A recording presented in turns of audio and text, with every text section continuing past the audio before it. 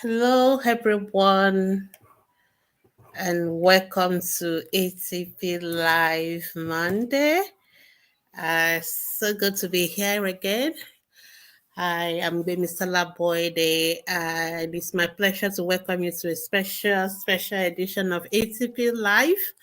And I want to start by wishing every mom happy Mother's Day 3. Okay. I know a lot of people are complaining about the number of Mother's Day, but there is not enough days in the year to celebrate the mothers for the amazing work that they do. So we really appreciate our mothers. So happy Mother's Day to all the mothers out there. And on HCP, we celebrate our mothers. We love you. We want to say thank you so much because we know without you, we won't be able to achieve our own tasks. As pediatricians, the mothers are very important to us. You are our strong uh, co-worker, let me put it that way. You are our helping hands in making sure that our children are healthy, our children, they accomplish all that they are meant to accomplish. So we really appreciate our mothers. And so once again, we want to wish you happy Mother's Day. Especially for those of you in US and all the other countries where Mother's Day is being celebrated in May. Happy Mother's Day and welcome to ATP Live Monday. Uh, Today is a special ATP Live because we want to celebrate our mothers. So with me today is all about you, mother. So even though I will answer questions about the health of your children, but if you have any health issues as a mom as well, or any issues that pertain to your own health as well, please feel free to ask, and we are going to answer those questions. So ACP Live is brought to you by Ask the Pediatricians Foundation. Ask the Pediatricians Foundation is committed to the health and welfare of all children globally, especially in Nigeria. And we do that through online health education, and we also do community medical outreaches. Indeed, our next outreach is coming up in May and June 2022, and we're actually going to do an outreach in all the states of Nigeria, including the Federal Capital Territory, Abuja. So I really want to implore you to watch out for an outreach from ATP next to you.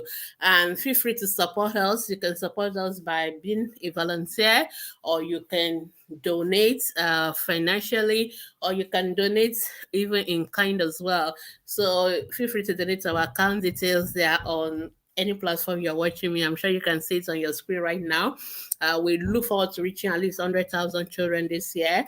And we've done several hundreds of outreaches in the past, and we are so excited to be going back to doing our outreaches again now that COVID restriction is being lifted. So feel free to support us. You can donate directly to our account if you're in Nigeria, and if you're outside Nigeria, you can donate via our website on the our global giving page. So thank you so much, and we look forward to your support. And like we always say, every amount given to us will be used for our outreaches to children in Nigeria. So thank you so much, everyone, for joining us.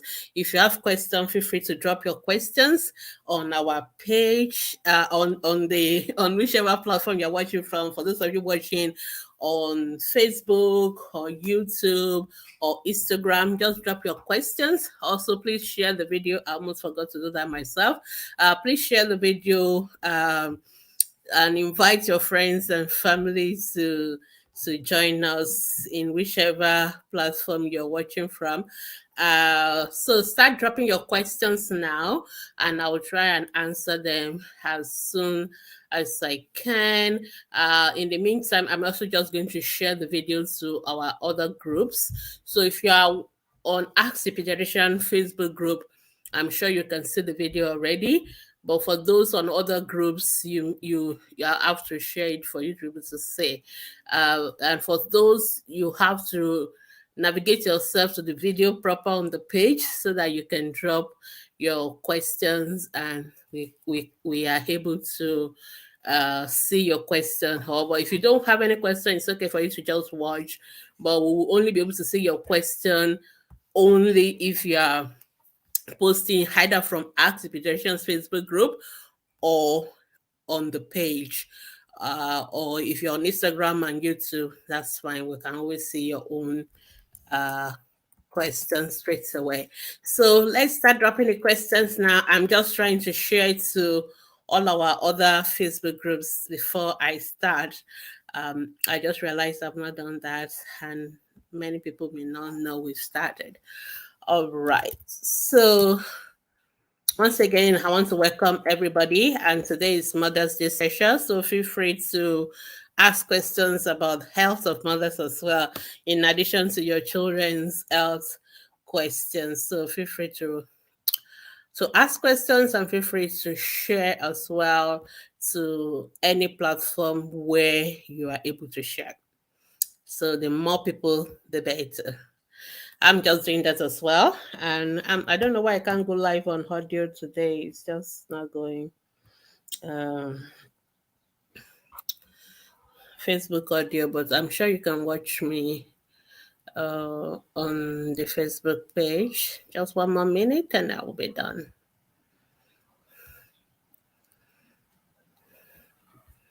Okay, I think I'm done sharing now.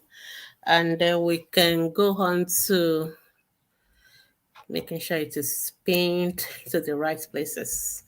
So welcome everyone, welcome everyone, and welcome to ATP Live Monday. And today is Mother's Day special. Happy Mother's Day to all our mothers. We love you, we celebrate you, we honor you. We thank you for everything you do for our children. We value you so, so much. Happy Mother's Day. And we pray that you will enjoy and reap all the fruits of your labor over your children. Thank you for all you do. We love you. We want to celebrate our mothers today. And we want to answer all their questions as well. Sorry, I couldn't bring a gynecologist today, but feel free to drop your questions and I'll do as much as I can to answer them. All right, we'll soon be starting with the question and answer. I'm just making sure everybody can see, everybody have access to all the video from all our various platforms. So just give me another 1 minute and I think I'm done now. Okay, good. All right, so we can start answering the questions. And I will start as usual. I like to start from Instagram family. Welcome everyone. All right, so let's start from the first question I have on Instagram. Okay, it's here. Is it Rita? Okay. Oh my goodness, the way you spell your name, I was almost confused. All right, so Rita has dropped so many questions, so we'll start trying to take them. Yeah, she fell, girl. Thank you so much. Happy Mother's Day to you as well. Oh no, why is it always going back? Rita, say good evening, doctor. Happy Mother's Day. Happy Mother's Day to you as well. Rita say, why is my baby's eyes always teary?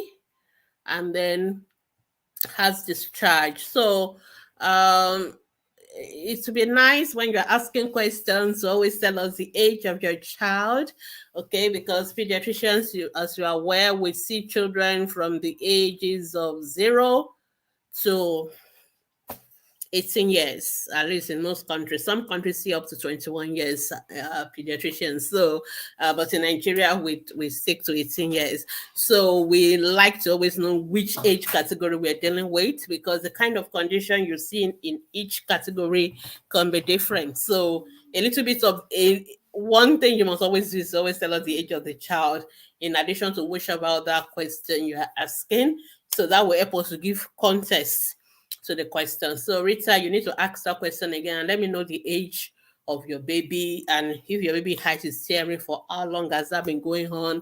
Is it something new? Is it something that has been there? So those are the kind of information we will need to be able to answer your question. Okay. Okay, you've answered that, and say your baby is 3 months old. If your baby is 3 months old, is having teary hives, is bringing out discharge, what kind of discharge? Is it like water, or is it like pus, like like something yellowish and all that? Is the baby's eyes red?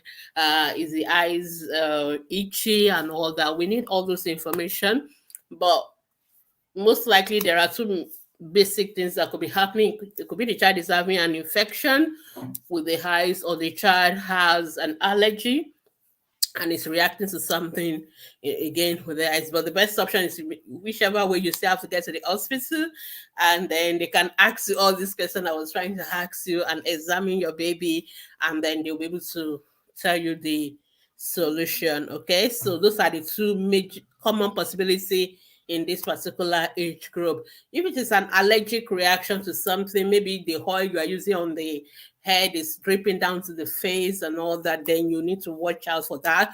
Or some mothers like to put a lot of powder and all those things on the faces of their babies, and those things entering the eyes, and they can they are irritating to the eyes, and it can also make the eyes to be discharging a lot. So that is why we need to ask you all those questions to be able to know which one in particular. So you need to pay attention to, there's nothing like irritating to the eyes. You make sure baby's hands are always washed and all that, because some of them also poke their eyes as well. So those are the common things. So if you try to eliminate all that, that may be just the solution. But if there's an infection going on, which could be viral, could be bacterial, what we call conjunctivitis, then a doctor definitely needs to see so that they can prescribe appropriate treatment. All right. Like Shifagal say, doctor, I did CS, and since then, anytime I lay down, my knee will be hurting so bad. Okay. And I can't lift it up without support, and your waist hurts. So what kind of anesthesia did you have for your CS? Did you have a spinal anesthesia, or did you have a general anesthesia where you sleep? So spinal, they inject something through your back, and then you will not feel any pain, but you are awake. Whereas in general anesthesia, you sleep off and you're not aware what is going on, and you really need to see your surgeon. Again, you didn't tell us how long ago you did your cesarean section, so always try to put context to questions, because if you did the cesarean section 2 years ago, I'm not going to be worried if you're having knee pain now, because obviously that is not likely going to be the cause. But if you did that cesarean section maybe a couple of weeks ago, and now you're having back pain, or you're having something with your limbs and all that, you definitely need to see the surgeon. So general comments, because I see people asking these questions all the time, and I wonder why people don't know that if you have done an operation, if you have any concerns that is related to that operation, you must always go back to see your surgeon. The person who did the operation for you, you must always go back to see them, because they also know there's what we call follow-up. We need to see you and be sure, after an operation, that there's no complication. And some complications are immediate, some complications can be later on. So if it's a recent operation, please, you need to see the surgeons, because they need to be sure it's whether something went wrong during the operation, and they will have some information about what went wrong, and so they will be the best people to be able to advise you on what to do. But you should not be having any knee pain, waist pain, and all that because you had an operation. You should not. So if you're having it, we need to know, is it related to the CS or not? Is it something happening on its own, or is it related to the surgery? So that's why all those questions I was asking you are relevant, and your surgeon also will be the best person to also know what they should be expecting, depending on the kind of procedure or whatever went wrong, or how the procedure went as well. That is helpful. But please, you need to see them quickly. I'm really worried about those symptoms, because we really need to be sure there's no pressure on the nerves, supplying to the, so it's very important that you see them, because some things, if it presents early, the solution can be resolved early. But if it comes too late, it may be difficult to reverse. So the earlier, the better. Then Rita is also saying, my baby's eyes. Okay, you've asked this question about your baby's eyes. So if you have asked your question once, don't need to repeat it 3 times. I'm going to read it. I'm going to answer them in the order. So just relax. I'll answer all your questions. You don't need to ask them several times. The next question here is by Casey B. My 4-year-old doesn't take milk and ice cream or any milk products except yogurt. Is yogurt enough for a growing child? It takes yogurt almost every day. Okay. Your For children below the age of 5, we expect them to take some dairy products. We expect them to take milk because they need calcium and all that. So yogurt is also usually made from milk anyway. So it's still a very good source of dairy as well. So it should be fine. But there are other ways you can still give your baby milk. Milk does not have to be taken as a liquid drink. Okay, so there are many ways you can still put milk in the food that your children are eating. They can take milk with the cereals. You can add milk in your pancake. So there are many smoothies and all that. So there are many ways of taking milk. So you just have to be very innovative as a mom. So instead of saying my child is not taking milk, most of the time we want them to drink it, and some children don't like that. But there are other ways you can give milk. You can use it to cook, and you can use it to make smoothies and other ways. So just find other ways of giving the children milk. But usually children below the age of 5, they still need milk, at least not less than 500 mils of milk every day. Yes, because they need it as a good source of calcium and all that. Yogurt is also a good way, but there are other ways you can also say give the child the milk. And milk is not the only source of protein that the child needs. There are other sources as well. I hope that helped.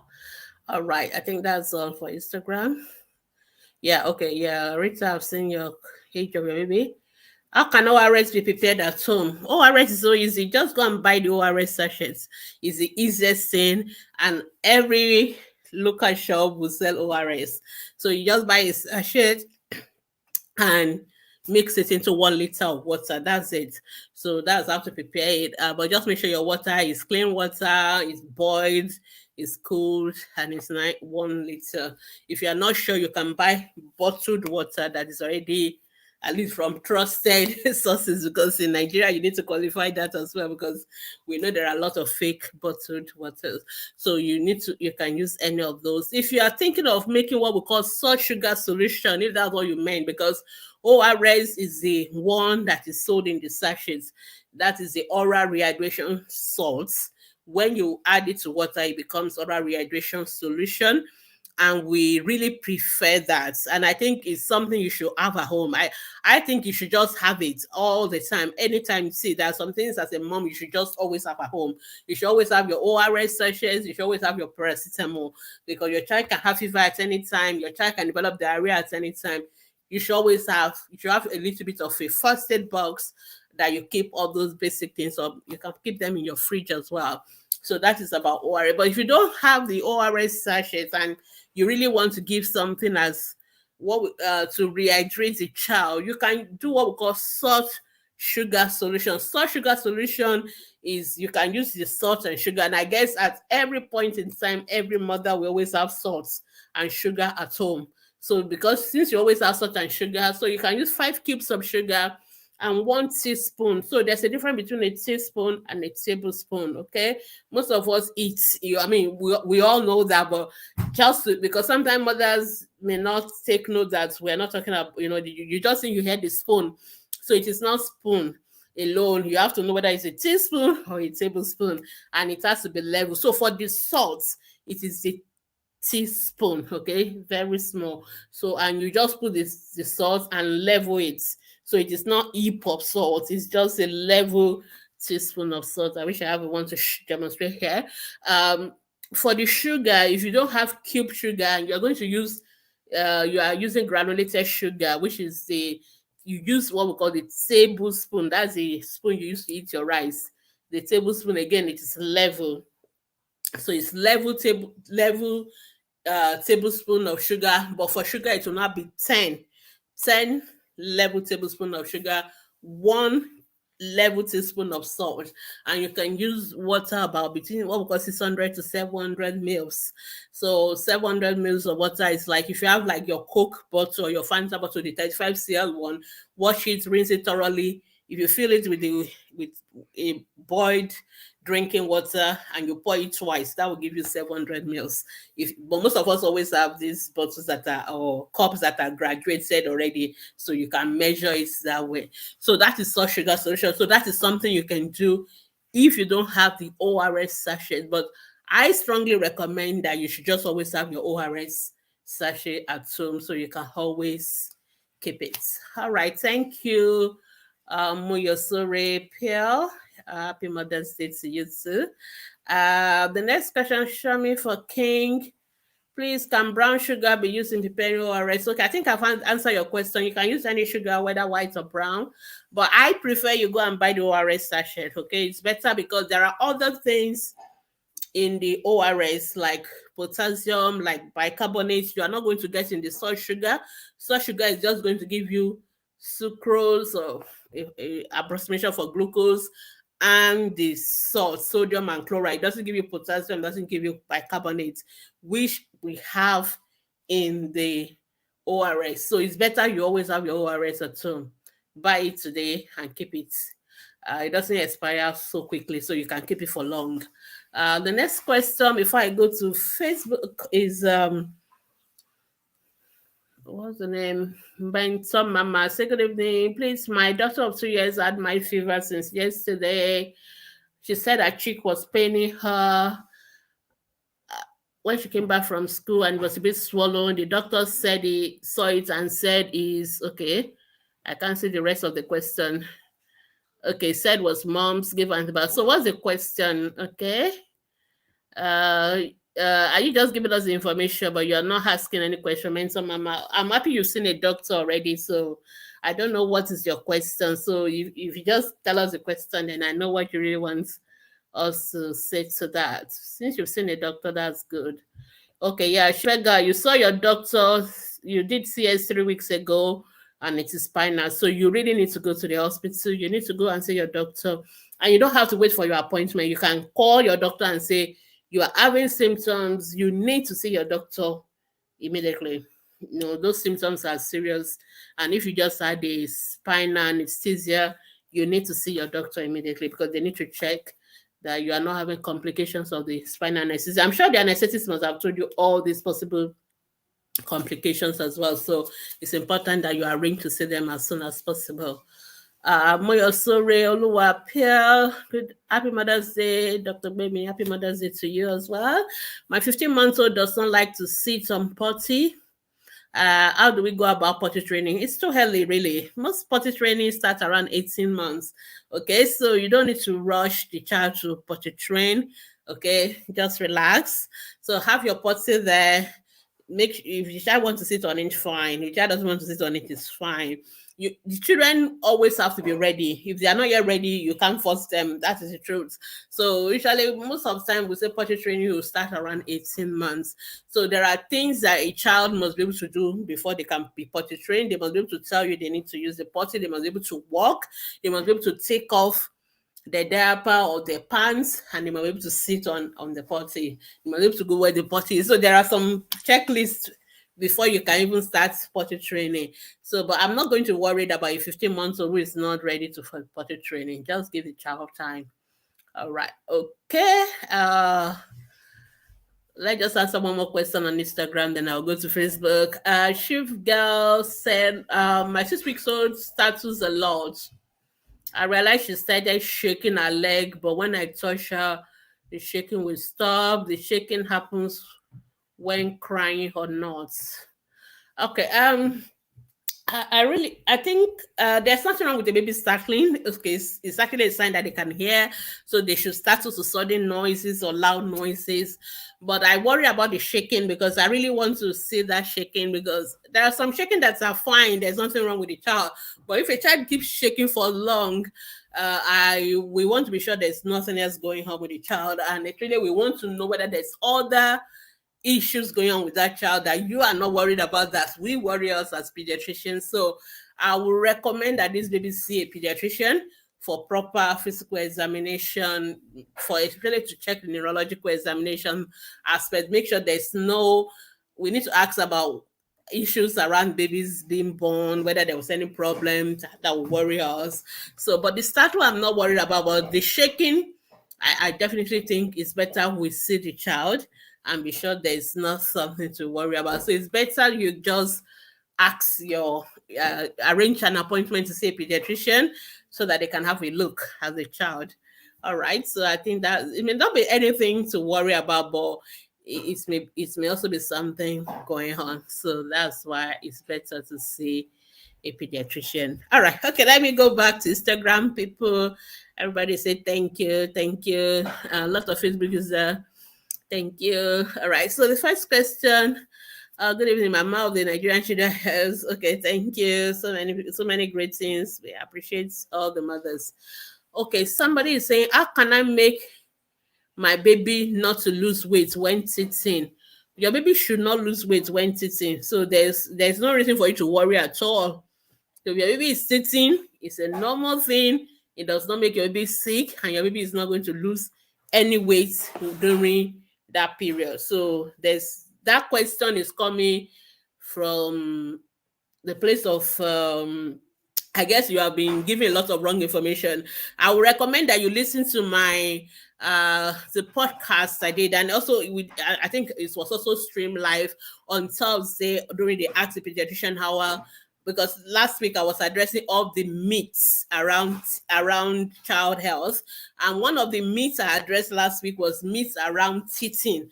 And this is one of the things I was saying. People believe that when their children are teething, they must be sick, they must have diarrhea, they must have fever, they must lose weight.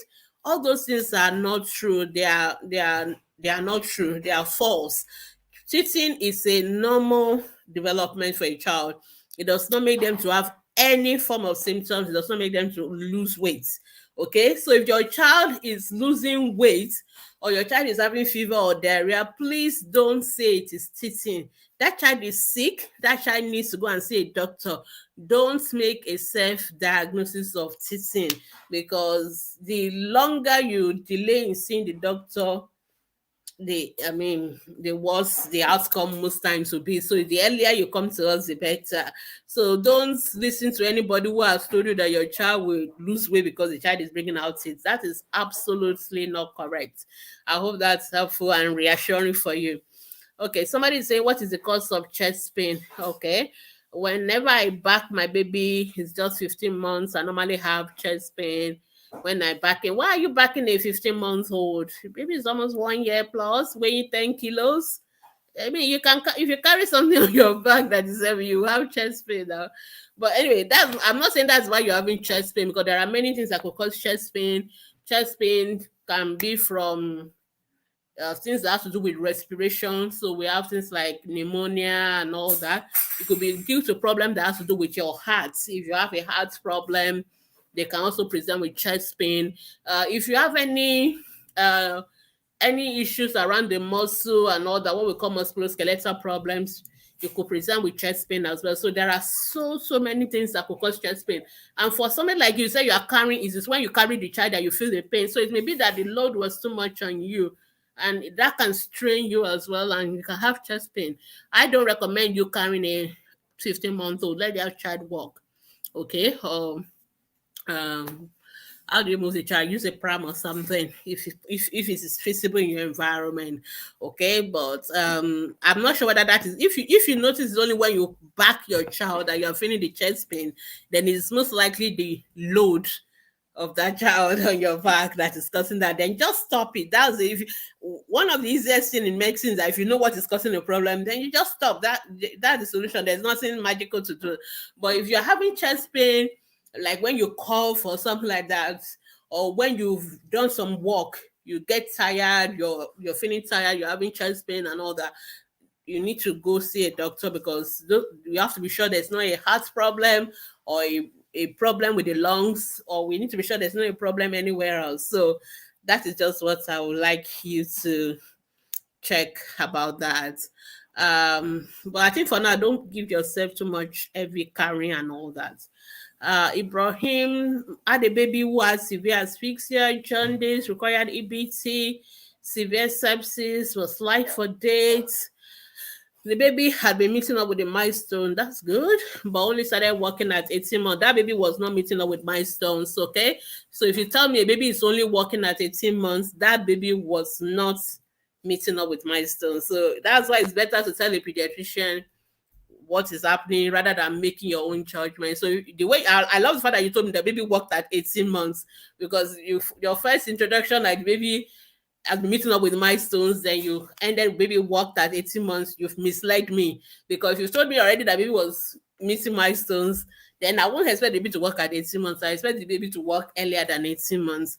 So, but if your baby is doing well, there's no problem. But this baby has so many issues. So this is definitely a baby that the pediatrician should be following up. So I believe that your pediatrician should follow your baby till your baby is 2 years old. So if you are not seeing any pediatrician, you should be seeing them. And because the reason why you need to see them is so that they can pick up other problems on time. Already the fact that your baby work at 18 months means this baby is delayed. That is just the part you told me. I don't know what is happening with the speech. I don't know what is happening with other things. So the only part you've given us is just one milestone, which is a walking, which is also delayed. But it's at least it's good that the child has started walking, but 18 months is delayed. The issue is that are there other areas that we should be worried about? And from what you've told me, this baby has so many issues: jaundice, severe asphyxia, severe sepsis, so many issues. So this is a baby that ideally the pediatrician should be seeing at least not less than every 6 months. We need to monitor this baby.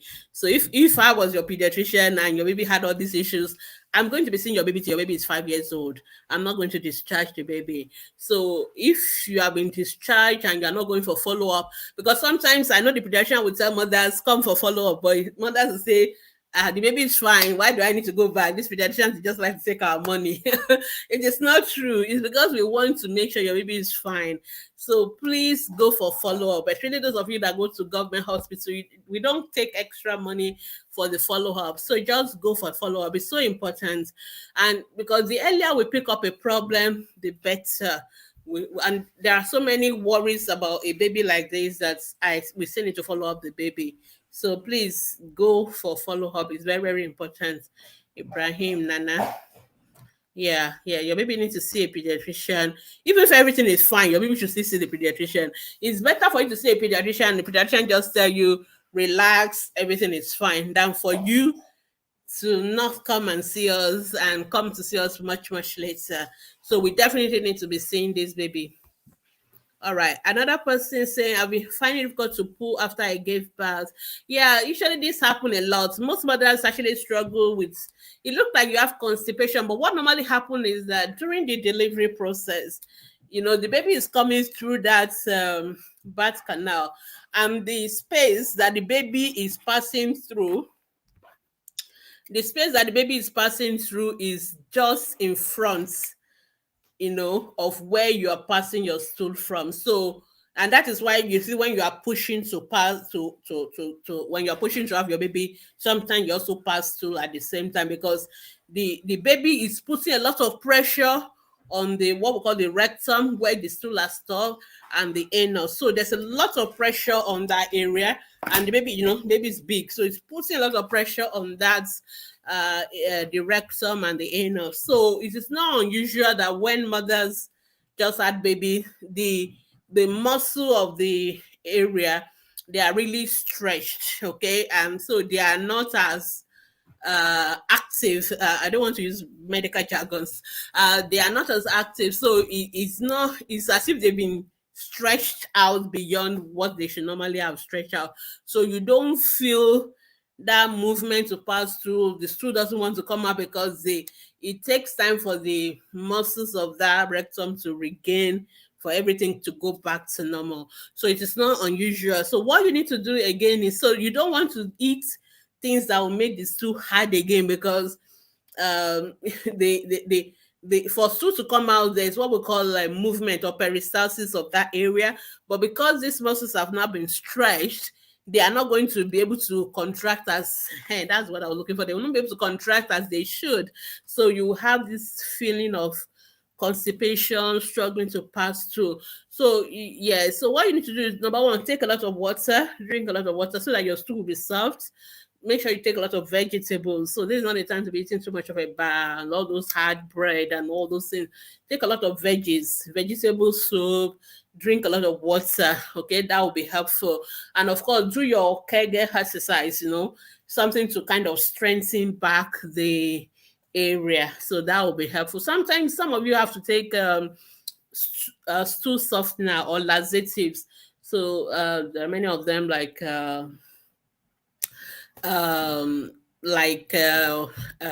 which one I'm thinking of the stool laxative for the adults now. So there are a lot of them that you can take. If you go to the pharmacy, they will be able to recommend them for you. So you can drink. It also help to kind of make the stool softer to come out. But it's not something to worry about. It will eventually go back to normal. It was the pressure of the baby being born. It puts a pressure on so many of that area. So that is why you are having that constipation. All right, I hope that's helpful for you. Don't strain, and then some of you have tears and you have episiotomy, so you need to sit on the what's it called now? You need to do your sit bath. So you just lukewarm water with salt or some antiseptic, and you just sit on it. It also helps to allow the area to heal fast as well. All right, the next question. My 3 male children have a penis abnormality. We did repair at FMC Yola, but it was not successful. They are 7.5 years twins, and I'm afraid to give birth again. Why? You don't have to be afraid. So I don't know who did the operation in FMC, but you need to see a urologist. They are the one that normally do those kind of operation. You may want to go to, and it doesn't mean the doctor doesn't know what they are doing. Sometimes some of these things are not successful because those areas are not that very easy and children are still growing. So sometimes even when they do the initial operation, they may have to revise it and do it again. So I won't say you should give up. I would say you can go and have a second opinion by another urological surgeon or urologist, and they can operate it again. In terms of having a baby again, nothing stops you from having a baby again. Then the question I always want to ask, why are your 3 children having the same issue? Is there something genetic going on? So those are the questions the pediatricians will have to answer, and we can advise you. If we know why, then we can tell you whether it's something that can happen again or not. Then you can make your decision on what you want to do. But I don't think it's enough for you to say you won't have babies again. If you still want to have babies, so that. But even those children, they can still have the operation revisited, and it can be sorted. Okay. Good evening, Hester Hukuli. Thank you for joining us. Another Facebook user say, what are the causes of acute appendicitis in a breastfeeding mother? Acute appendicitis is the same cause in a child, is the same cause in an adult, or it doesn't have to do with because we are breastfeeding. It has something to do with the mother. So the same way any other person can have appendicitis as a mother, you can have it as well. And if you have a diagnosis, you have to go for operation. Well, depending. So, but most of the time they will just have to operate. But please don't make a self-diagnosis, because the way you ask your question bothers me, because you say you have acute appendicitis. Is this something to worry about? Number one, we don't make a diagnosis of acute appendicitis if you are not worried. It's a diagnosis we'll make in somebody who is having pain. So somebody who is in the hospital. So if you are not having pain and you are not in the hospital, I doubt somebody will make a diagnosis of appendicitis for you. So that question worries me. So what the reason why I said that is that a lot of people like to make self-diagnosis and say, oh, I think I have appendicitis or no. Don't do that. Or some people like to go to scams and scam some lots of scam people. Some of them are not trained people. They just buy machine and they start rubbing people's tummy up and down and say they are writing. When you read the report, you will know that this person is not a doctor and he just write nonsense. So or some of those people that carry computer up and down and tell you that they are making diagnosis for you. It's absolute nonsense. So don't take diagnosis from such people. If you don't have any of those symptoms, pain and all that, you've not been to a doctor, a proper trained doctor, and they've not given you a diagnosis of appendicitis, please do not accept that diagnosis, because if you are really having acute appendicitis, you will definitely know that it's something you have to worry about, because you are definitely going to be in the hospital. You are going to be having pain, serious pain, and most times the doctors are likely going to be telling you you're going to go for operation, or at least they will tell you what to do. Most of the time you end up that way. So because the challenge with acute appendicitis is if not done on time, it can get more swollen, it can rupture and cause more problem. So that's what I would say about that. All right, the next question. My baby is yet to recover completely from Erb's palsy. It would be nice for us to know the age of your baby. All right. We went for physiotherapy for 4 months. I'm worried. Yes, some children never fully recover from Erb's palsy. It depends on how serious the injury to the nerve is. So in Erb's palsy, for those who don't know what Erb's palsy is, say one of the birth injuries that babies could have during, especially for big babies, and when they are being pulled out, especially if they pull them with their hands, there's the nerves that supply the upper part of the hands. They can be stretched, they can be strained, or they can be completely cut. And so such children will have their hands in what we call waiter tips position, and all that. Their hands is rotated and is facing backward. And I'm sure most of us have seen adults with such kind of hands as well. So it is nothing to do with of course we try with physiotherapy and all that, but some children will recover if it's a mild one. Some children may never fully recover, but you need to see an orthopedic surgeon as well, because they can still do maybe some other magic. But if sometimes it can, to be honest, that's the truth, sometimes it may never fully recover from it, depending on the extent of the injury to that particular nerve. So that's just what I will say about that. But please see your pediatrician, who can refer you to your orthopedic surgeon for further management. It's a journey. It's a long time journey. It's not always a quick fix, and 4 months is not that long for you to start giving up. But you can always see more specialists for further support. All right, then the next question: is it advisable to give my baby immunization a week before they are due? No, don't. It's not. Don't give immunization early. You give it on the date. If you miss the dates, you can catch up later, but you can't give it too early. There's a minimum time interval between immunization and all that. So, and the pediatricians and the doctors that set up those timing, there are a lot of things that go into the timing as when your baby should get immunization. So just follow the time. There's no hurry, and there's no problem to, even if you're not around in your area, there's nowhere you go in the world that you cannot take immunization. So you don't always have to take immunization in the location where you are registered or hospital where you normally go. So just make sure you go with your immunization card. Anywhere you travel to, on the day your babies are due for immunization, walk into an immunization center, they will give it. They will just need to make sure you have a card where they can document. Even if you travel outside the country, you can get immunization for your children. It is that very simple and important for you to do. So don't take it earlier, take it normal time. Or if you miss it, you can take it after, if it is still possible. Most of them you can always take it after. Next question: my baby normally pulls every 3 days, but since 2 days he's pulling thrice daily. Things can change. Okay, the fact that your baby always pulls 3 times a day does not mean the baby has to continue the same way it can always change. The most important thing for us is, are the stools normal texture or are they watery? That is what we want to know.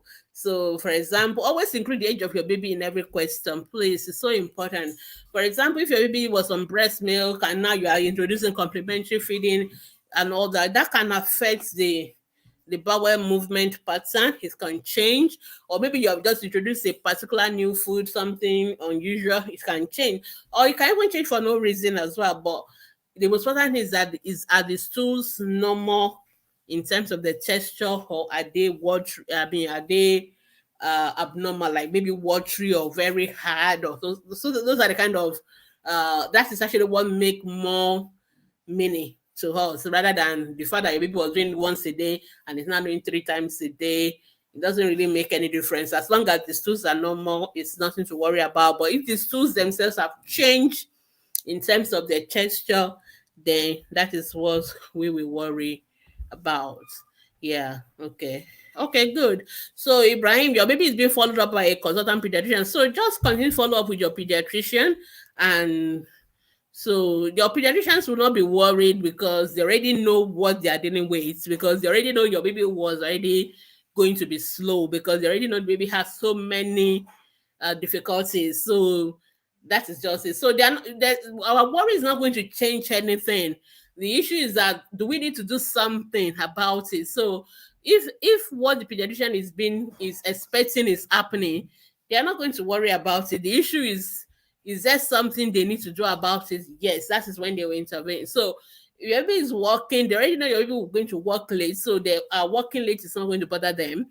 So, but what I'm trying to say is that they need to be monitoring, like before. Like if I saw your baby and your baby is not working by 1 year, I would have referred for physiotherapy. I won't wait until your baby is 18 months before I refer to physiotherapy. So I'm not worried that your baby is going to work late, because I already expected that. The issue is that, what can I do about it? So the child who is not yet working have 1 year, 18 months, then I want to refer for physio. So if your baby is not working at 18 months, then that's fine. So the same thing with speech, which is going to be the next milestone. Is a child talking? Do we need to send for speech therapy? So those are the things that the pediatricians are concerned about. All right. Now let's go to the next question. Elizabeth say, "My babies, at what age do babies stop showing sleep myoclonus?" I guess that's what you want to say. Your 1 year old still stretch his leg and arm while sleeping. No, that should be something they do as newborn babies around, in the first few months of life. So if your baby is, there's some kind of movement that babies do when they're sleeping, but you need to be sure your child is not having a convulsion. So if your child is twitching their hands and leg, please do a video recording of it, show it to your pediatrician, so that they will be sure your child is not having convulsion. So it is not every twitching that is sleep myoclonus. So you really need to be sure of it. So it may be better if you show that to your pediatrician. Even on our group, I always say it's better you post the video so that we're sure of it. Olanike Ogundipe is saying, what causes swollen, like an, okay, I guess you mean swelling, like an insect bite on my son's skin. Went to the hospital yesterday, did your full blood count, no infection. We're just asked to use some cream. Can I send a pic? You can't send the pics on this live platform, but you can definitely send it on our video. But if you have seen your doctor, I guess that's the question you should have asked them. So I guess your doctor already make a decision, because obviously they are treating the child. And so usually I always tell people, when you go to the hospital, and no matter what else always ask your doctor 3 questions before you leave. I always find it, because that people don't ask. Always ask them what is wrong, what is the diagnosis, what are they thinking about. We are not always 100% sure, but at least we will tell you 1 or 2 things that we're thinking. That is what we're thinking. So important for you to know. And then you're always so important for you to know, like, when should you come back, or when should you worry, because nobody is going to, your child went to hospital yesterday. We don't expect magic, to happen the following day. So some swelling will not go down the following day. So that does not mean the treatment of the doctor is not working. It means you have to give it time. So for example, I'll tell you, after 3 days, come back if there's no improvement. But I would definitely don't expect that if they give you treatment today, then the following day everything would have disappeared. No, there's no magic in medicine. Okay, there's no magic. Everything takes time, because that swelling takes time to happen, and it's going to take time to go down. The question is, why is the swelling there? And I think that's a very good question. That's a fair question, but you should ask your doctor, because your doctor has seen the swelling. Your doctor would have asked you questions. Your doctor have done blood tests, so your doctor definitely know more about this swelling than how we know, because I have not seen this baby. I have not asked several questions, which I'm sure your doctors have done. So it's always good to always ask them what are they thinking, or what do they think is causing this particular swelling. Okay, so for example, you just say your son's skin is swollen, you didn't tell me which part of the body it is. So the swelling in the eyes, that's what I would think, compared to swelling on the legs. Is it swelling all over the skin? We need to be very, very specific. So all the questions, these are the questions the doctor would have asked. So, and obviously your doctor is already treating your child. Always ask them, when they give you medication, what is that medication meant to do? When are you supposed to see the effects of that medication? What are the side effects of the medication? You need to ask all those questions. Always feel free to ask. I know that some of you have reported that some doctors always get upset when you ask questions, but actually that is wrong. Your doctor should not get upset. You should know that it's your right as a patient, okay, to ask questions, and it's your doctor's responsibility to provide the answers. So yes, so it's our responsibility to answer your questions. It is your right to ask a question. So if you've seen a doctor, you have a right to know what is wrong with your child. You need to have a right to know about what treatment is being given, what are the side effects of medication, when should you come back if there's no improvement. You have a right to ask all those questions, and you should never leave until you ask them. Ideally, we should have been telling you before you ask them. So, but sometimes I know some doctors are busy and all that. You should ask, and you should get the answer, because it's part of your consultation, so that you can um um you are our partner in the care. We are taking decision together. So it's important that you also know what is going on. So Olanike, you can send a picture to our Facebook group, because we can see a picture on our Facebook group, and all our professionals are there. We have a dermatologist who can have a look at it, and we can advise you. But all I don't know, even the cream the roots, I don't know what is the full name, because you just said Tribax. I don't know what cream is that name. So that would have given me an idea what your doctor is treating, but it looks to me like it's just a cream that contains like 3 different things. Anyway, that's what I'm suspecting. But it is important for you to ask all these questions. And it's okay to go back. If your child is not better, it's okay to go back to your doctors and ask them all these questions again. Okay, your baby is 16 months old, but you didn't tell us which part of the body is affected and all those. But I understand it's difficult for you to remember everything that you need to put in the question. But what that means is that I am not able to help you at this point. Rather than to tell you, either you go back to your doctors, you can post on our Facebook group. Then maybe if we see it, we can also have 1 or 2 ideas, and then we can advise you further. Okay, the next question is, my baby doesn't take medication. It spits and vomits whenever it has accidentally take it. It doesn't swallow saliva or even eat for 30 minutes. I don't understand where that one is coming through. It really hates medication. So why is the child taking medication? That's the first question. Children don't need to take any medication anyway if they are not sick. So let's of us settle that. So we need to know whether this medication is even necessary in the first place. So if the medication is not necessary, please don't give, and there's nothing wrong with that. But of course, I know that there will be times your children need to take medication. And so I've written an article on how most children don't like taking medication. It's not unique to your child. And because some medication are not sweet, actually, they are very bitter, and children don't like bitter stuff. So that will always tell mothers, before you give medication, always taste it yourself, because when you taste it, then you will now know whether your child is justified in liking it. Like me, I also don't like taking anything bitter or all that. So I understand why children don't like that. So, but there are lots of tricks that you can use in giving medication to such children. So, number 1, you want to give only medication that is absolutely necessary. 2, you want to give medication. Some mothers also, you give medication, you give so many of them at the same time. You are giving paracetamol, ampicillus, anti-malaria. You have like 5 different medications at the same time. I mean, come on, that is overwhelming even for an adult. And so it's not easy for children. So sometimes you have to give one at a time. So there's no law that say when you have 5 medications to give, you must give all the 5 at one go. You can space it. You can give 1 hour, 1 hour later, come and give another, because it's easier for a child to take 2 meals or 5 meals of medication than to take 20 meals or 30 meals at once. So we have to think about that. Then if I were you, I will always go for the sweeter options. So when I prescribe medication, for example, I don't give children medication that are bitter as much as possible. So if I want to give paracetamol, I'm going to give you something like a suspension form of paracetamol, MCAP or whatever, because that is sweeter. I won't give you the paracetamol syrup that is bitter. So, some of us do that. So initially, using a syringe may be better. So use a syringe, you withdraw the 2 meals or the 5 meals, and you can just put a little 1 drop at a time through the corner of the mouth and suck to them before they can even realize it, they've swallowed it. And so that's another way to do it. And usually you may want your pediatrician to prescribe medication that you don't have to give several times in a day, maybe once a day, and that's it. So I'm a fan of such kind of medication. I prefer them to the ones that you have to give every 6 hours or every 8 hours. Most children don't like that. So those are the ways around it. If it's an important medication, some children, no matter what you do, they will still not take it. Then there's no option than to give them injections if we have no option. But those are the first things we would have tried first. Some things like tablets, you can hide it in your swallow. So if you want to give a tablet that is, if you want to give a child a tablet medication, which is fine, by the way, you can hide it in your swallow, add a little bit of your soup that is draw, like a wedu, okra, and other. Then they swallow it and they won't even know they've taken medication.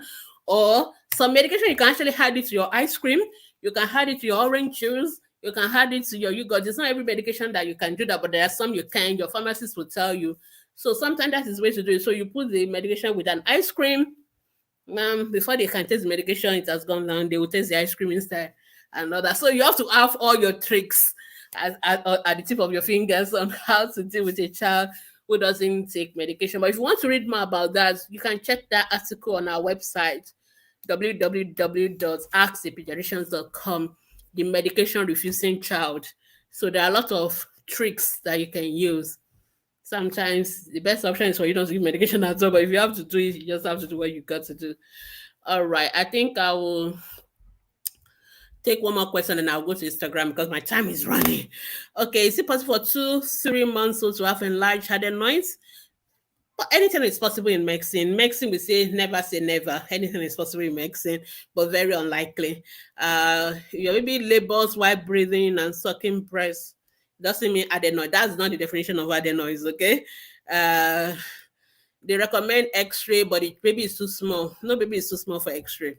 We can do X-ray in newborn babies, okay? If doctors don't just do tests because we love to do them, we also know the implications of some of those tests. So before you do something, it must the benefits of doing it must outweigh the risk of not doing it. So if your baby is struggling to breathe and struggling to suck, we need to do an X-ray. It may not even be adenoids. It could be a heart problem. It could be something else. We need to do the test. We need to know what we're dealing with. So if they say they need to do an X-ray, do it. The baby is never too small. No baby is too small to do an X-ray. No baby is too small to do anything. Sometimes we just have to do what we got to do. So we do X-ray in newborn babies if we have to do it, because that's the only way we're going to treat them anyway. So just do whatever you have to do, because I worry about the baby who is not breathing well. There are things we call like emergencies. They are the ABC. Any problem with the airway, any problem with breathing, any problem with circulation or blood flow and all that, it's an emergency. So we don't joke around those things. So if they are worried about your baby's breathing and they think they need to do an X-ray, please do it. A 2-month-old is not too small to do an X-ray. We do X-ray in newborn babies. So do the needful. If you are not sure, see a pediatrician. If you are not sure of the doctors, it's okay to go for a second opinion. See another doctor, see another pediatrician. And if they're also saying they want to do an X-ray, please do it. It's better to do the X-ray and get it sorted than to say you don't want to do X-ray and it hangs the other way around. So please do the needful. All right. 10-month-old is not crawling. Yeah, I know most children do not crawl, blah, blah, blah. Yeah, so you already know you should not be worried. So I think you just want me to tell you, okay, don't worry. So please don't worry. If a 10-month-old is not crawling, there's no need to worry, because some children actually never crawls, and we are not worried about that. Okay, let's just go to Instagram. I'll round it up in a few minutes. Thank you so much for everyone who have joined us. Um, okay, I can't remember where it's up on Instagram. Okay, no, I remember now. Yeah. Okay. So mental mind, okay, your baby has mumps. You wonder whether antibiotics is okay. I usually will not give antibiotic for mumps. Mumps is a viral infection. It doesn't require antibiotics. I don't know whether your doctors have seen other things that make them to give antibiotics. Maybe they are just not being sure. I don't know. But usually antibiotics is not what we use to treat mumps. For mumps, it's going to go by itself. It's a viral infection. You just need to give a lot of water. You need to give analgesic for the pain, and then watch and wait for it to resolve. So if you want to read more about mumps, you can read it on our Facebook group. We have a group discussion on mumps before. All right. Leslie channel. 7 weeks old passes gas a lot with so much discomfort. I'm getting worried. There's nothing to be worried about. That is normal. But what you can do is to reduce the amount of gas that baby is sucking in. So babies taking gas when they cry. So don't let the baby be crying too much before you breastfeed them. Some babies take it from bottle feeding. If you are bottle feeding them, actually when it empties, they just suck in gas. So you want to reduce the bottle feeding. So when you're breastfeeding, make sure your baby is properly attached to the breast so that there's not much of, in the process of trying to suck, they are sucking hair. So that is what causes all the gas to build up in their tummy, and they have to pass it out. And for babies, anytime they are passing out gas or anything, because they are still very kind of small and sensitive to their body, it kind of surprises them. So they are not really in discomfort per se, but they just feel like something is going on with my body, and they don't understand what is going on, and they cry, and mothers get upset over that, but there's really nothing to worry about. Okay, some other things that can help with that, like Infacol is something like, it's a gas relief medication. It's over the counter. Sometimes helps them to pass the gas in a easier way without so much. Sometimes the gas comes out with so much force, and the baby is getting so upset with that. So things like Simeticon, which is Infacol, helps with that. But it's absolutely normal. It's absolutely nothing wrong. If you want to know more about first time mom, I have a product for you. First time mom companion, the videos, the digital products, both options are available. I'll recommend you go through that, and you have all these kind of questions sorted. And there's also the FTM, frequently asked questions, 500 questions like that. You can also get it. I think you'll find it very helpful. All right, so don't need to worry. Yeah, baby will cry when they pull, when they pass gas. There's nothing wrong. It's just part of being a baby, and don't need to worry about it. Okay. If you're a first time mom, get a copy of the FTM companion. It's be very helpful. All right, I think I've finished Instagram. Oh no, I've not finished.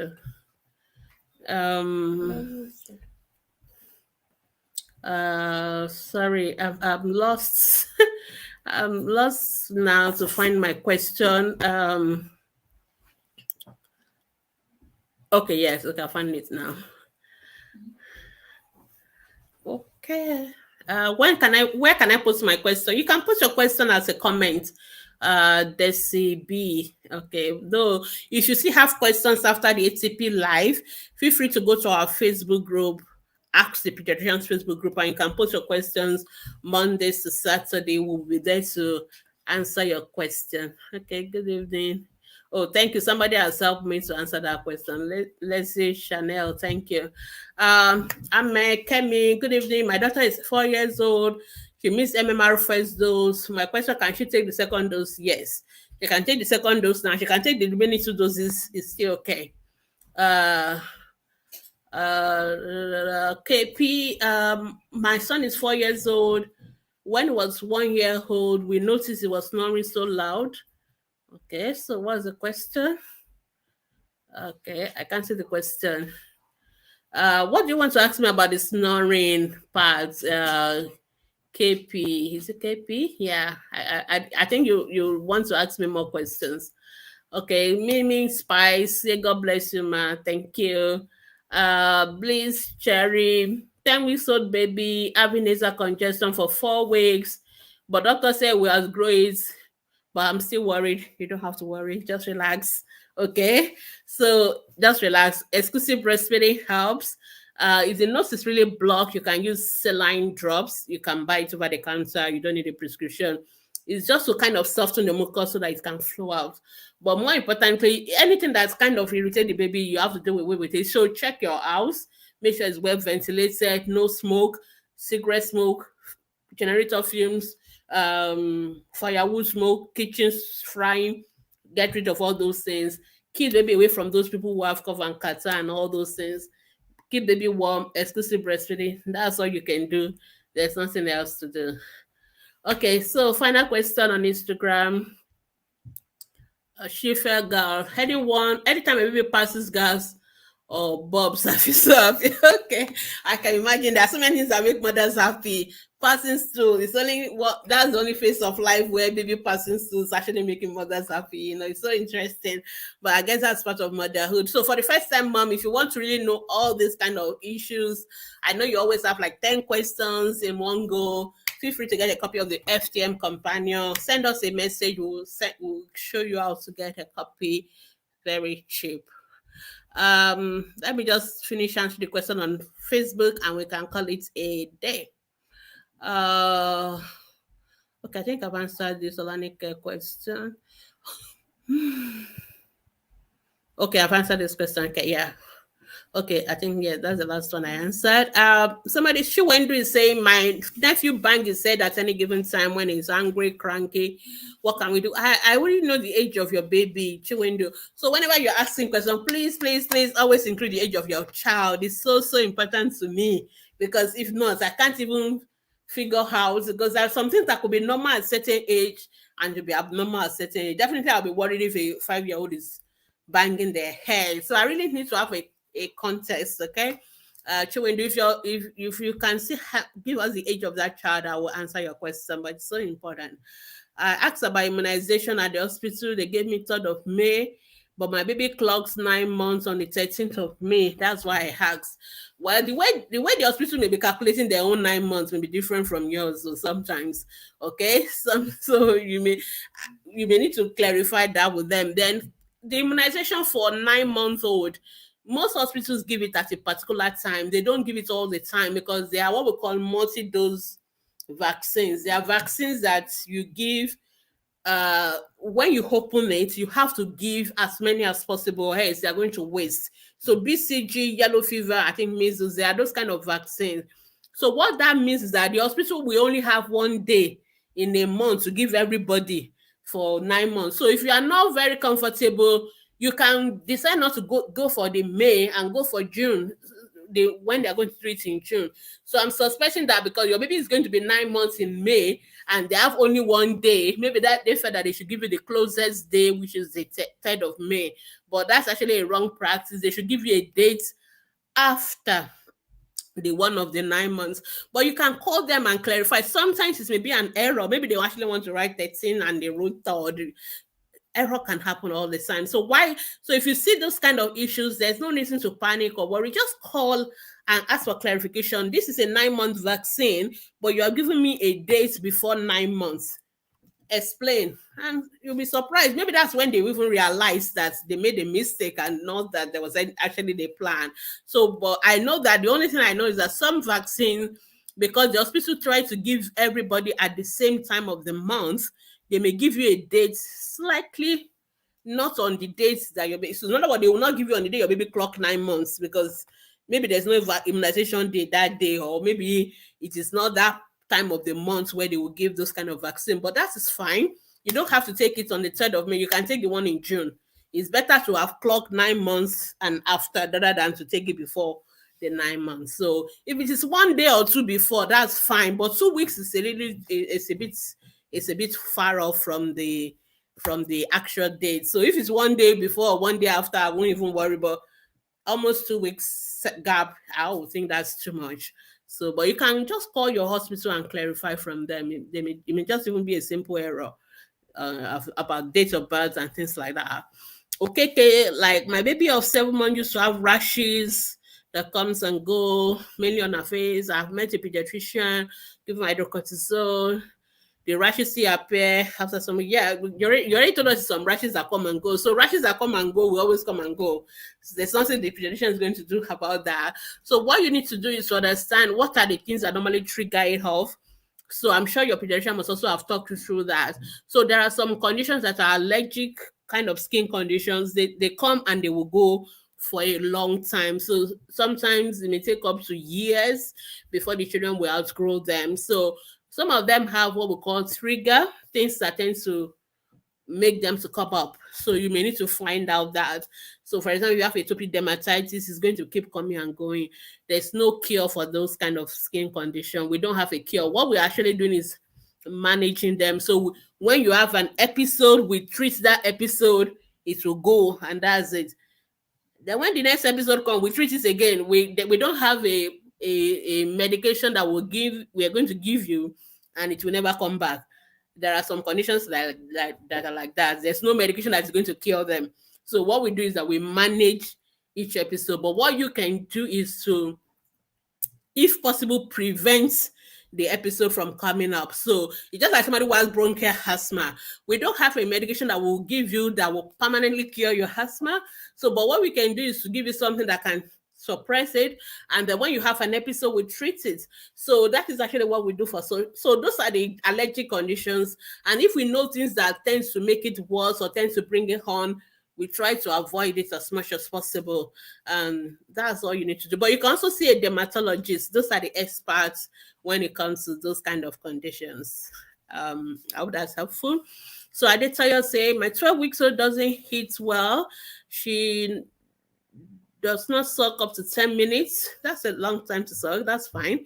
She will not cry or take the breast again until 1 hour. And about, even when I force her to take the breast, she will not. Okay, so your baby should not be sucking every 1 hour. Okay, so 10 minutes is more than enough for your baby to suck, and your baby can suck the next time will be 3 hours. That is perfectly fine. I think you are the one that is having wrong expectation of what is expected of your child. Because I'm a mom that works, I want to start work soon. I introduce milk, she won't eat. You don't need to introduce milk. She cried to eat every time. They asked me to give her multivitamin in the hospital, but she's not eating. She looks so. Is it heavy? You want to write? Your question has been cut off. I can't see the rest. Okay, so I did tell you, I need to know what is the weight of your baby. That is the most important thing. Because from what you are telling me, I guess you are trying to feed the baby more frequently than what the baby wants. Okay, so if the baby is gaining weight well, then that means baby is eating enough. May not be eating what you think baby should be eating, but baby is eating enough. So the weight of the baby is more relevant for that kind of question. But I think you really need to understand how baby feed, and baby can feed within 10 minutes, it's fine. And then the next meal will be in 3 hours. They don't have to feed every hour. And you don't need to introduce formula to them. You can express your breast milk and they can be given. You also need to make sure your baby is well attached to the breast. So August is going to be our breastfeeding week. We'll talk again about it. But before then, you can go to our Facebook group, go to our breastfeeding guide. There are a lot of breastfeeding videos that can explain how to make sure your baby is eating well. Okay, we were asked to come back 5 days later. Okay, so Olanike, yeah, just go back, give it time. Since you just started treatment, just give it time and let it work. Yeah, I'm happy your doctor told you that already. That's important. Another person, my 6-month-old does not crawl when you drop something. Why should a 6-month-old be crawling? Crawling is 9 months old, mom. Okay. Okay, there's nothing wrong with your baby. All right, your baby is 6-month-old. So what this mom needs is to go and read what are the normal developmental milestones. You are the one that needs to have the right knowledge, because you are getting up worried over what is even not for you to be worried about. Crawling is from 9 months, not 6 months. If your 6-month-old can sit, that is all I want to. And your 6 months is reaching and all that, that is good. So don't worry about crawling. Crawling is from 9 months. And some babies don't even crawl anyway. Somebody says, is it okay to give 15-month-old feeds drink? No, it is never okay. He cries whenever he sees anyone drinking. Okay, this mom does not know my pet peeves. I hate hearing mom say that. Okay, because the fact that your baby cries for everything does not mean you're going to give it to them. All right, that is parenting 101. Your baby will cry to ride your car. They want to take the steering from you. Are you going to give it to them because they are crying? You don't. So, and it's perfectly okay for babies to cry. All right, there is no baby that has died from crying. It is okay for them to cry. It's part of learning to tell children no. So, a baby is crying for a fizzy drink. It is not good for them. Don't give it to them. It is okay for them to cry. Let them cry and then they will keep quiet. All right. So I've addressed this kind of issue on ATP because I see parents asking us all the time. And I always say that no, we should learn to give what I call vitamin N. Okay. Vitamin N means no. As a parent, you must learn to say no a lot. Okay. You don't give children what they want all the time, you give them what they need. 20% of the time you can give them what they want, but 80% of the time you are saying no. All right. So don't give him fizzy drink. No, no, no. Tell the child no. 15-month old, they understand no. All right. That's it. And don't worry, they're going to have a tantrum, they're going to cry. Ignore. But the child has learned that no is no. That's all. All right, the next question. And doctor, when my baby is sucking, it's always itching her hand, restless. Okay, they tell you, I think you need, I don't know whether you've seen a pediatrician. I think you need to see one. They need to see you breastfeed your baby and see how you're doing it. Make sure the baby is properly attached and all that. So there are so many things you are bringing up. So you say, I think this one is something we have to do one-on-one. It's difficult to really answer you at once. Somebody saying my baby is corrected, age is 9 months, 42 cm head size. Is their size okay? Why are you worried about the head size? Okay, most mothers don't ask about head size. Why are you worried about the head size? I think you should answer that question first. Okay, and we'll measure the head size. Okay, that's question 2, because the head size has to be measured by the person who knows how to measure head size. Usually the pediatricians do that. So we need to know that. Then why are you worried about the head size of your baby? Because usually if a pediatrician has measured the head size, they would have told you whether they are happy or whether they are not. And there's a reason why we do that. So, and I just want to have your context so that I know how to answer your question. I don't want to give you the wrong impression. Okay. Da, da, da, da, da, da. Okay, if your pediatrician told you to stop coming to the hospital, I don't know. I'm not satisfied with that. Definitely, I'm not satisfied with that answer. Okay, I guess they are just worried about the walking. Now, child is walking. Then is what about the child going to talk? What about the child playing with other children? There's so many issues we still need to worry about. So I really think you should go. Maybe you should go to a government hospital and let them be seeing your baby at least the 2 years minimum. 2 years is the minimum. All right, 9 months old is sitting in tripod but can crawl. Can crawl. Or still can't crawl, you want to say? I don't know. You need to, whoever is asking this question, your question is not clear. All right. But it's okay for a 9-month-old to crawl. It's okay for a 9-month-old to sit, which is what I'm answering your question the way you've asked it. So I'm not concerned about that. Okay. When we say how old is your nephew? You've not answered that question. It's 3 years old. Okay, if your nephew is 3 years old and is always banging his head, you need to see a pediatrician. And the question is, does the child also has other developmental issue? Because that is a behavior. That's a repetitive behavior. Though it could be, is it a behavior that is, like you said, when the child is not having his way and he has realized that that is the only way he gets your attention? Or does the child have other developmental issue? Because if it's in a context of a child who is also having speech delay, or a child who is also who is not playing with other children, who is not there are many other things we are worried about. So it is not an isolated thing. So if it's in a context of a child who is also having speech delay, who is not interacting with other children, and who also have other repetitive behavior or some peculiar way of doing things, then we will worry about things like autism. But if it's just behavior because the child when doesn't get his way, is having a tantrum, then he bang his head. So it's so important for us to tease out which of them it is. So and it's very important. If it's just a tantrum, then you just get to let him know that it's not acceptable for him to do, and So it's a behavior issue that can be stopped. But if it is something like a developmental disorder, then we need to handle it a different way. So I hope uh, that helps you. But if you're not sure which one it is, you can see a pediatrician, they can test it out. Okay.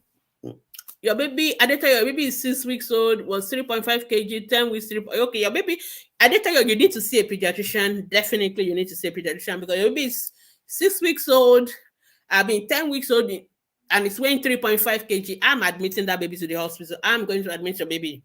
I'm going to admit your baby. We need to know why this baby is not gaining weight. And you that's why I was worried when you say baby is also not sucking well, it's not comfortable when sucking. There's so many things going around with this baby, and your baby is not gaining weight. So this baby is having what we call failure to thrive. And your baby not sucking well may actually be a symptom telling us there's something else wrong. Because sometimes babies that have some other underlying medical issues, they struggle with sucking. For example, if your baby has a hole in the heart, I'm not saying that's what your baby has, though. If your baby has some other medical condition like that, that's an example. It can make baby not to suck and they will not thrive. So that is why we need to see your baby. This baby is an emergency for a pediatrician to see. No, I don't know where you went before, and it is not a multivitamin. This is not a multivitamin issue. It's not a pediatric issue. This baby needs to be seen by a pediatrician like now. We need to know what is going on. There's something definitely going on with that baby. If the baby is not gaining weight and maybe it's static, there's a problem. We need to see the baby urgently. Okay, let's stop there. But you need to see a pediatrician now.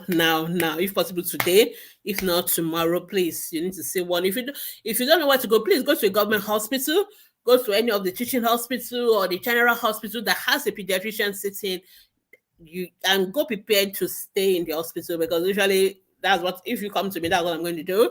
I'm going to keep your baby and I'm going to see why the baby is not getting weight. And I have to see the baby gain weight before you go. So that's it. So we need to know. So it's a very important thing. And the earlier the better, because I'm really worried about a 10 weeks old baby weighing 3.5 kilos. I'm very worried about that. Okay. Somebody said I have inflamed fingers. It doesn't like what people say it's normal for nursing mother. There's nothing normal about inflamed fingers. So whether nursing mothers or no nursing mothers, please don't do self-medication. Go to the hospital. Go to the hospital. If your fingers are inflamed, most likely it's an infection. I don't know. I need to say it, but a doctor will treat you properly. All this putting iodine, putting this, you don't know what you are treating. It's not going to go. So it's better you go to see a doctor who can see you properly, treat you properly, and all that. So it is nothing normal. Okay. Um. mm. Okay, yeah, Ibrahim, no problem. Just monitor your baby. I feel like your baby should be monitored by a pediatrician. Uh, Definitely, your baby is what we call high risk baby. Any baby who has had a difficult beginning, a difficult first week or first month of life, we call them high risk babies. Such babies must be followed up. I'm happy your baby is working because that means at least your baby is doing well, but we need to monitor for other things. There are many other things we're still going to monitor for, So, like I said, I will want to monitor a baby for up to the age of 5. Some pediatricians will do up to the age of 2, but that is my own opinion. But you are happy if your pediatrician said they are happy to discharge you. Well, that's up to them, but I'm just telling you what I would do. A Facebook user, my 11-month-old baby crawls with a kneel down, the other hop. That's fine. It's just a style. He prefers liquids such as homemade juices to semi-solid. I notice he scratches his eyes a lot before sleeping or just waking up. Is he okay, doctor? I think it looks okay to me, but your baby should not be taking homemade juices. You are the one giving the baby juices. So learn to give the baby. How old is this baby? 11-month-old should not be taking juices. I mean, 11-month-old should be taking fruits. Okay, it's okay to take fruits. I hope that is what you meant by homemade juices. But you should not be giving them all sorts of things. The only drink they should be taking is water and milk. Then they can take fruits. Okay, and not really liquid, but the real fruit itself. You can make it as puree, or you can make it a smoothie, but not drink like juice. I hope I'm not confusing you, sure, but try not to make children take lots of liquid that they don't now want to eat food. That's the goal. Okay, so try and reduce that and give him more of what the child should be taking. But every other thing else, I'm fine with that. Okay, Olabisi, is it abnormal for 7 months old to crawl? It is not. Uh yeah, so Olabisi, when I say crawling is 9 months, I mean average. Okay, that is the word average. It does not mean that your baby crawl a little bit earlier. It is abnormal. It's still okay. Some babies work at 9 months. Some babies work at 7 months. Everything is a what we call a Gaussian curve. Okay, so when we say something is 9 months, we mean average baby will do it. Some baby will do a little bit earlier. Some baby do a little bit later, but that is not worrisome. Okay, I hope that is helpful. But we also have what we call a cutoff time. So cutoff time is when, if a baby is not doing it by that time, then we start to worry. So like I was telling Ibrahim earlier, that a baby should be walking by 1 year. When we say baby should work by 1 year, we mean average. But if the baby is not working by 18 months, that baby is delayed. Okay, that is already more than cut off time for a baby to start working. So that is what we mean. So if you read our article on your child's developmental milestones, I think I explained that there. So the baby working at 7 months is fine. Don't panic. All right, okay, but definitely your baby should not work at should not crawl at 1 month, and then I will worry. Okay, but I hope you get the chase. So my 4 month old, my baby is 4 months old. My mother-in-law wants to give her pecan for teaching. Is it okay? It is not okay. It is definitely not okay. I should go with paracetamol when she saw your baby is not going to be hot because of teething. So your baby, only if your baby is having fever should you give paracetamol, but don't start thinking your baby will be hot, your baby will be this, no, your baby is not going to do anything. Your baby will have teeth and the baby will be fine. There's no need to worry. And please tell mama not to give pecan. No, no, no, that is a big capital no. 8 months old, no teeth, should I be worried? No, no, no, there's no need to be worried. Some babies don't have their teeth until they are 1 year old. 2 years having interception twice. Wow, as they corrected. Okay, they do water reduction. Okay, they should just do surgery. If it's happening over and over again, then you should do an operation, because that's the final solution. So, but you can always go back to them. They will always tell you what to do. But I can imagine it could be worrisome if your son is having interception all the time. Sometimes I think they just have to do operation to get it out of the way once and for all. But just go back each time it happens. They will sort it out. The surgeons sort it out. Maybe 7.2 kilos, 3 months. I had reduced the quantity of breast meat because no, please don't. Ah, don't reduce the quantity of breast milk baby take. Just keep breastfeeding exclusively as much as the baby wants. Okay, you didn't take a right decision. Excel, that decision is not right. We don't put babies on diets. We don't diet them. Babies below 6 months who are on exclusive breastfeeding, there's no diet for them. If you think you didn't tell us the birth weight of your baby, which would have helped us to know whether your baby was already big from birth or something, then would have advised you appropriately. Some babies are very big for other reasons. It could be genetic, it could be some other medical conditions going on. The solution is not for you to starve the baby, reduce the breast milk. No, that's not the solution. The solution is for us to know why and to address it. So if you think your baby is too big, then you see a pediatrician and then they will sort it out. But you left out the age, your baby's birth weight, so I can't even put a context to it. So if your baby was born at 4 kg or 4.5, so 7.2 will not worry us at 3 months. Okay, so please just breastfeed your baby exclusively. All right. I hope that's helpful. Okay, the question you have to stop now. I hope I've gotten to the question asked. Oh no, I've already passed 7 p.m. question. Okay, I didn't remember. Okay, sorry, I need to stop. Okay, thank you. Okay, thank you. So we need to stop now. I think I'll answer the last two questions, and okay, I've seen where I'm stopping. Baby is 1 year old, not ready to eat normal food. Why? And I don't want to force her. All she accepts is pap. Is pap not normal food? Tom Brown semo, is that not normal food? So what is normal food?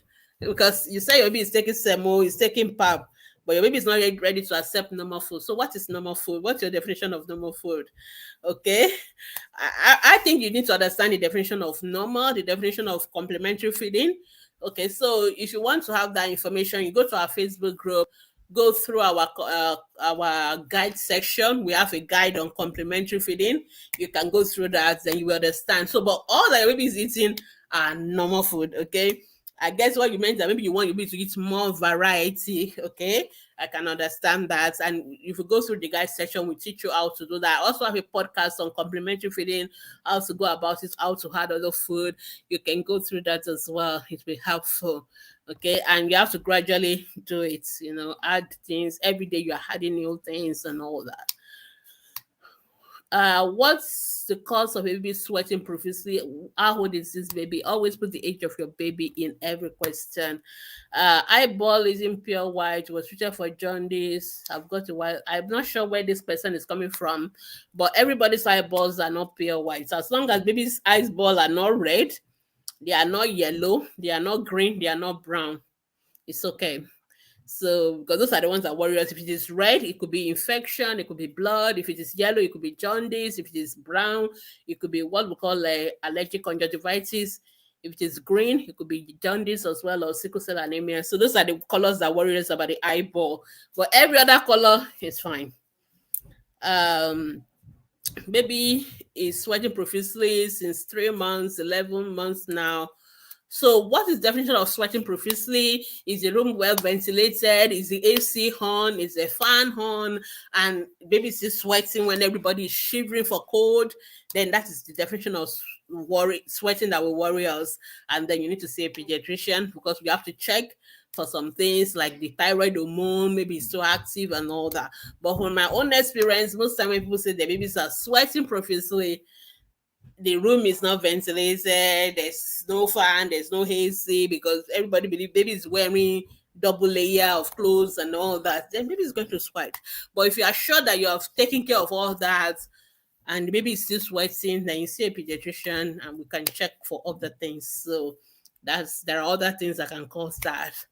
Are there food on exclusive breastfeeding mother should avoid? No, you can eat anything, but avoid anything that when you eat, it makes your baby fussy. Okay, so some of the things that some of the flavors, some of the spices we eat, some of them tend to make babies fussy. So sometimes you may want to avoid all this spicy food. And Nigerian mothers now, when you have babies, people will cook all this pepper soup and everything. Some of those spices actually make babies fussy. And so you may want to avoid them. Just eat your normal food, plain food, healthy, balanced, protein, vegetables, and all that, you'll be fine. So, but there's nothing you cannot eat as a mom, but just make sure you avoid, of course, obviously you avoid alcohol, no alcohol, and any other spices that makes your baby to have make them fussy. You will notice, you will just know that anytime you eat a particular food, your baby is, a little bit more fussy than usual. But there's no food that you cannot eat. Finally, I think I've come to the end of today. I've come to the end of today's ATP Live. Thank you so much. If I didn't answer your question, feel free to drop your questions on our Ask the Pediatricians Facebook group. We will be able to answer your questions from Mondays to Saturdays, 24 hours every day. So feel free to post your questions there. Once again, today has been a special for the Mother's Day, and we still want to wish all the ATP mothers and all mothers all over the world happy Mother's Day. You are worth all the celebrations, whether it's 3 times or 7 times in a year, even if it's every day of the year. You are what's being celebrated. We want to thank you and we want to appreciate you. And remember, this program has been brought to you by Ask the Pediatricians Foundation. If you still have any question, feel free to post your question on our Facebook group. We have 3 of them. Ask the Pediatricians, which is for the children's health issue, ATP Family for the mother's health issue, and ATP Still a Mom for parents who have experienced child losses or pregnancy losses. And we will do and answer your questions. If you want to have private chats or private consultation with our pediatricians, send us a WhatsApp message on our WhatsApp number. You can see there, or you send us an email on clinicsatp@askthepediatricians.com. If you want to support our outreaches, feel free to send us your support on our account number. You can see the details on your screen. We are doing our May June National Children's Day outreaches, and we're going to go to all the states of Nigeria, including Abuja. And so we have 37. Some states actually doing 2 outreaches. So we have over like 40 outreaches that we're going to be doing in the months of May and June to celebrate Children's Day. So you can support us, you can collaborate with us, and we really, really appreciate your donation. If you are a first-time mom and you want to get any of the first time moms products, you can also send us a message on the WhatsApp number. We have the FTM companion. I'm trying to see whether I can show you the screen. We have the 500 frequently asked questions. It's a digital product which you can have. We have the full bundle of everything as well, ebook and videos. And then you have the frequently asked questions. We have the FTM Moms Companion. We have the one for breastfeeding made easy for those who are struggling with breastfeeding. We have the essential newborn care for the first 1 month of life. Baby care skills, all the skills. How do you bath your baby? How do you handle their hair? How do you handle the skin? How do you do all those basic things? We have the first aid care as well. We have for the pregnant mothers or mothers to be, we have the one 9 months and beyond. It's a gynec for everything you need to know about pregnancy and all that. Dr. Gbemisola wrote that one, and it's a very lovely book, I must tell you. Everything about pregnancy. We have a book on minor disorders in babies as well, like all the colic, reflux, how do you handle it? Those things you can handle it at home. You don't need to go to the hospital. That book address that. We have for preterm babies as well. There are extra special care for preterm babies. You can get the preterm baby care. We also have a book on parenting that you want to get. Okay, so I think I'll stop all the announcement at that point, but feel free to send us a message if you need any of these products, and you can recommend it and you can buy it as well for your friends and for your especially first time mom. It's a beautiful gift for any first time mom. All right, so thank you so much everyone, and I will see you once again next week on another episode of ATP Live Monday. Bye.